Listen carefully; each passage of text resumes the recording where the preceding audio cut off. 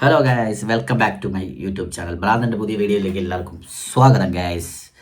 ഇന്നത്തെ വീഡിയോ എന്ന് പറയുന്നത് അറിയാമല്ലോ, ഇന്നാണ് ഏറ്റവും സന്തോഷമുള്ള ദിവസമാണ്. കാര്യം എന്ന് പറഞ്ഞാൽ ഇന്നലെ കഴിഞ്ഞ 2020 ഗംഭീറിൻ്റെ രാജകുമാരൻ, ഗംഭീറിൻ്റെ പ്രിൻസ് ഡക്കായിരിക്കുകയാണ് ഗായ്സ്.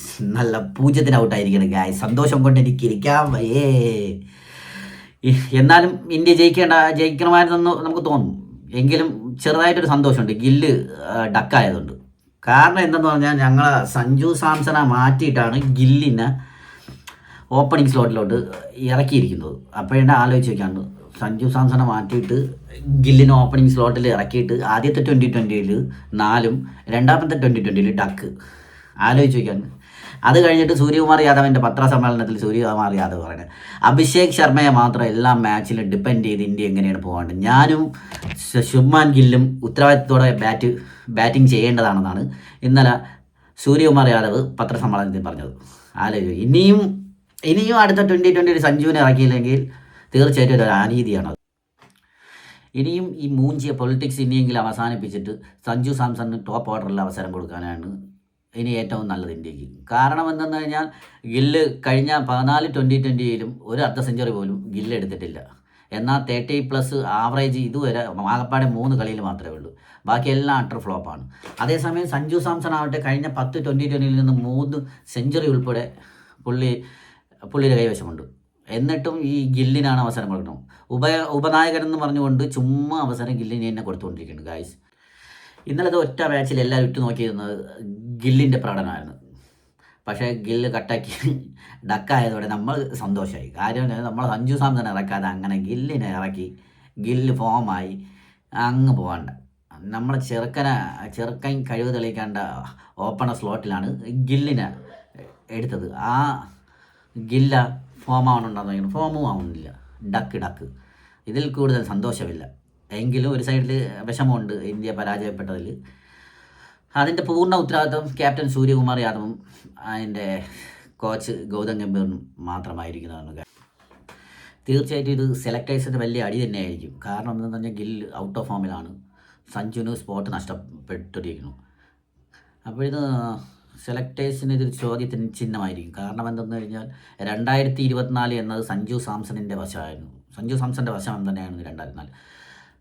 കഴിഞ്ഞ 2020 വേൾഡ് കപ്പിൽ ബെഞ്ചിലിരുത്തുന്ന സഞ്ജു സാംസനെ പിന്നെ അങ്ങോട്ട് ടോപ്പ് ഓർഡറിൽ പരീക്ഷിക്കുന്നു. പിന്നെ തുടരെ 2024 മൊത്തം സഞ്ജു സാംസണിൻ്റെ സെഞ്ചുറി അടുപ്പിച്ചിട്ടുള്ള സെഞ്ചുറി.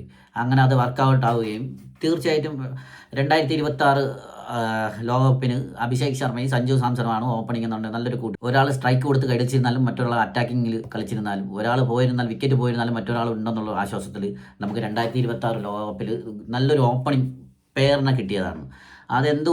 എന്തുകൊണ്ടും ഗൗതം ഗംഭീറും അജിത് അഗാർക്കറും കൊണ്ട് നശിപ്പിച്ച് കളഞ്ഞിരിക്കുകയാണ്. അതിനുശേഷമാണ് ഗില്ലിന് അവസരം കൊടുത്ത് ഗില്ലും അട്ട ഫ്ലോപ്പ് എന്ന് പറഞ്ഞാൽ ഇത്രയും ഫ്ലോപ്പായിട്ടുള്ളൊരു ഫ്ലോപ്പ് പ്ലെയറായി 2020 ഗില്ലും മാറിയിരിക്കുന്നതാണ്. ഇനി എന്താണ് സംഭവിക്കുന്നതെന്ന് നമുക്ക് നോക്കി കണ്ടറിയാം. ഇനിയും ഗംഭീറിൻ്റെ രാജകുമാരൻ്റെ അവസ്ഥ എന്താണെന്ന് അറിയില്ല. തുടരെ പരാജയം ഡക്ക്. ഞാൻ എത്ര തവണ ഡക്കായിരുന്നാലും എന്നെ ടീമിൽ എടുത്തുകൊള്ളുന്നുള്ള ഒരു ഉൾക്കാഴ്ച ഉള്ളത് കൊണ്ടാവാം ഗംഭീറിൻ്റെ രാജകുമാരൻ ഇങ്ങനെ കാണിക്കുന്നത്. എന്നാൽ തുടരെ സഞ്ജു ഇതേപോലെ 2-3 തവണ ഔട്ടായിരുന്നെങ്കിൽ ടീമിന് പുറത്ത്, ഇല്ലെങ്കിൽ എന്നും ബെഞ്ചിൽ തന്നെ ഇരിക്കേണ്ടി വരും. ഇതാണ് അവരുടെ നോർത്ത് ഇന്ത്യൻ നയം. ഇനി നമുക്ക് കാണാം ഗായ്സ് എന്താണ് സംഭവിക്കുന്നത്. അടുത്ത 2020 ഇനി സഞ്ജു സാംസൺ അവസരം കിട്ടുമെന്ന് നമുക്ക് അറിഞ്ഞുകൂടാ.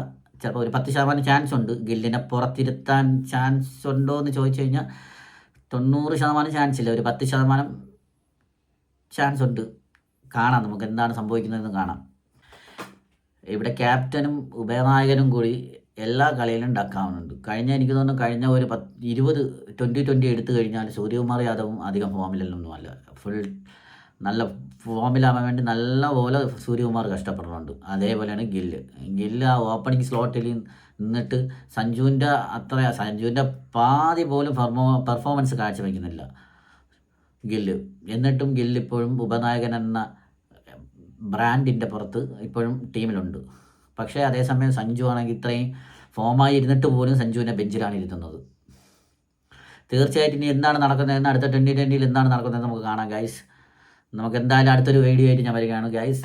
വീഡിയോ ഇഷ്ടപ്പെട്ടാൽ ലൈക്ക് ചെയ്യുക, ഷെയർ ചെയ്യുക, സബ്സ്ക്രൈബ് ചെയ്യുക. ബൈ.